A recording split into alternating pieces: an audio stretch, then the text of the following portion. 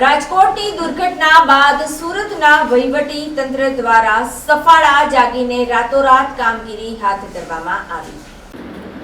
સિંગણપોર ફુલવાડી ખાતે આવેલા TP-24 અંતર્ગત આવેલા ખાનગી પ્લોટમાં ભંગારના ગોડાઉન પર કાર્યવાહી હાથ ધરવામાં આવી હતી, જેમાં મોટી માત્રામાં ભંગાર સામાનનું ગોડાઉન સામે આવ્યું, જેમાં અલગ અલગ ઇમારતોને સીલ કરવાની સાથે સાથે ફાયર બ્રિગેડ સહિત પોલીસની ટીમ સંયુક્ત રીતે ભેગા મળીને પરમિશન વગર ધમધમતા ભંગારના ગોડાઉનને સીલ કરવામાં આવ્યું હતું। ફાયર NOC વગર આ ગોડાઉન ધમધમી રહ્યું હતું। ગોડાઉનમાં અંદાજે 300 જેટલા કામદારો કામ કરી રહ્યા હતા, તેમ છતાં ફાયર સેફટીની કોઈ જ સુવિધા ઉપલબ્ધ કરાવવામાં આવી નહોતી। ભંગારના ગોડાઉનને જીવતા બોમ્બ સમાન ધમધમી રહ્યું હોવા છતાં અત્યાર સુધી કોઈ જ કામગીરી કરવામાં આવી નહોતી। ત્યારે આગની ઘટના બને તો આખરે જવાબદારી કોની?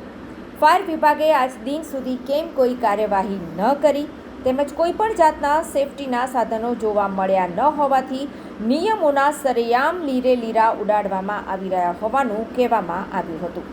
આટલા દિવસો સુધી આ વિસ્તારના અધિકારીને આ ગોડાઉન ધ્યાને ન આવ્યું કે કાર્યવાહી અત્યારે છે કે કેમ તેવા સવાલો ઊભા થયા છે।